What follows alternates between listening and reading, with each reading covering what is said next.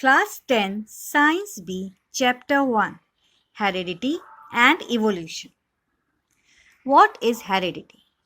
Heredity is the science dealing with the characters passed on from the parent to the next generation. Children, a lot of study has been done in the field of heredity. Let us see the contributions of the few scientists.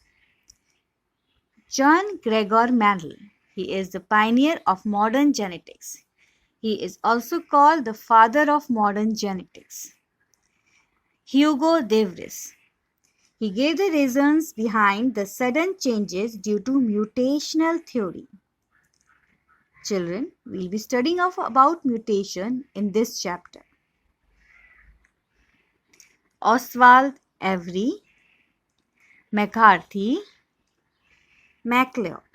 These three scientists proved that except viruses, all living organisms have DNA as genetic material. Children, you have already studied about the structure of DNA in class 9th in lesson number 16, Heredity and Variation. Then Walter and Sutton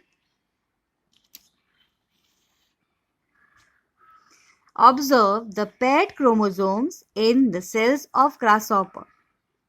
Children, you have studied about the structure of chromosomes also in class 9th, lesson 16, Heredity and Variation. Francois Jacob and Jacques Monod. They proposed a model for process of protein synthesis with the help of DNA in bacterial cell. Children, you have already studied about the structure of DNA in class 9th. We will be studying about protein synthesis in this chapter in class 10th.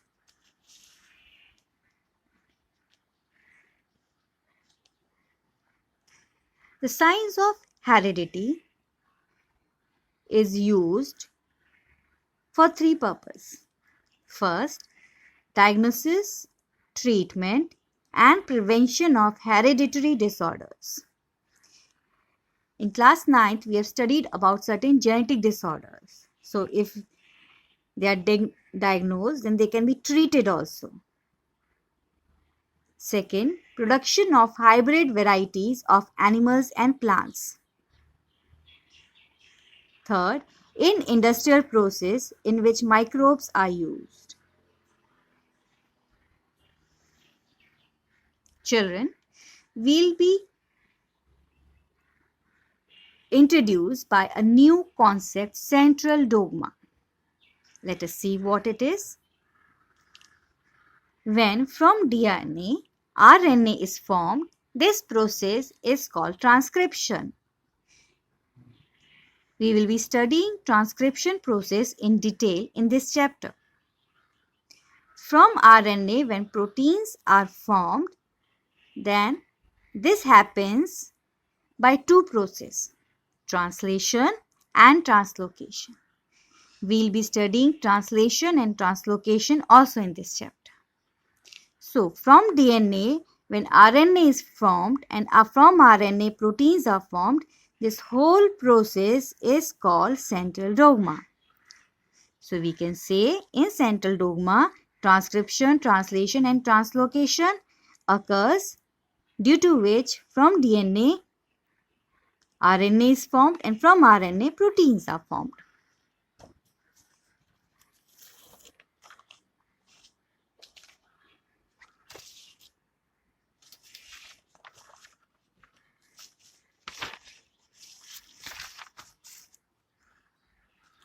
Children, just imagine this is a cell and this is a nucleus. So, outside the nucleus, cytoplasm is there.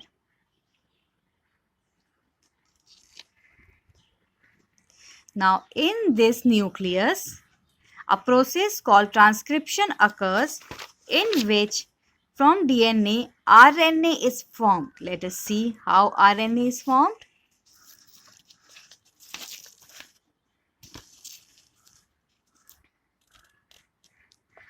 So, transcription occurs in nucleus. What is transcription? mRNA is produced as per the sequence of nucleotides in DNA.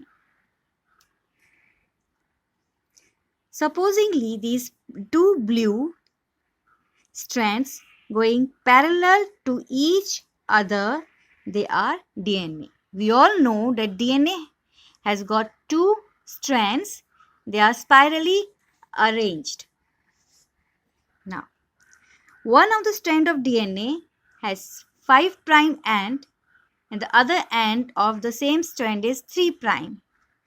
If we look at the second strand, it has 3' and at the other end 5' end. So one strand of DNA is a coding strand and the other is the template strand. Now, DNA has got certain one promoter region, then one gene sequence to be transcripted and a terminator region. Now, this orange circle, let us consider as the enzyme RNA polymerase. So, this enzyme RNA polymerase recognizes the promoter region in DNA and comes and binds to it.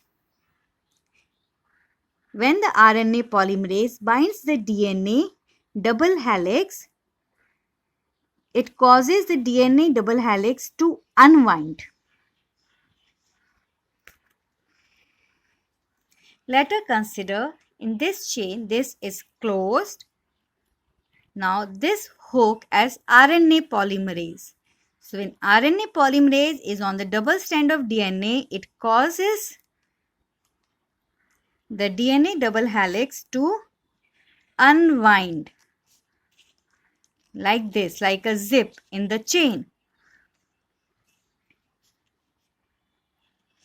So as the RNA polymerase will move like this, it will cause the transcription process also to move in the same direction. Can you see from here to here the RNA polymerase is moving in this direction? So what happens here?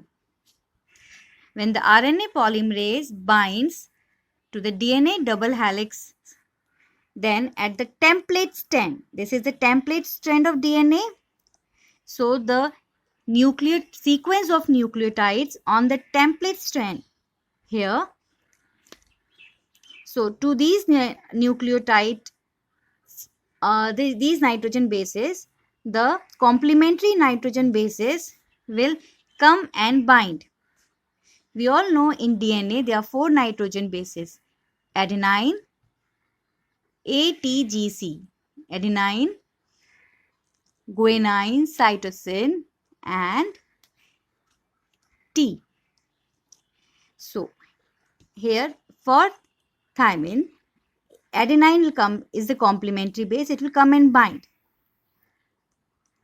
And for adenine, but for adenine, T will not come, U will come, that is uracil, because in RNA the 4 nitrogen bases are adenine, uracil, guanine and cytosine.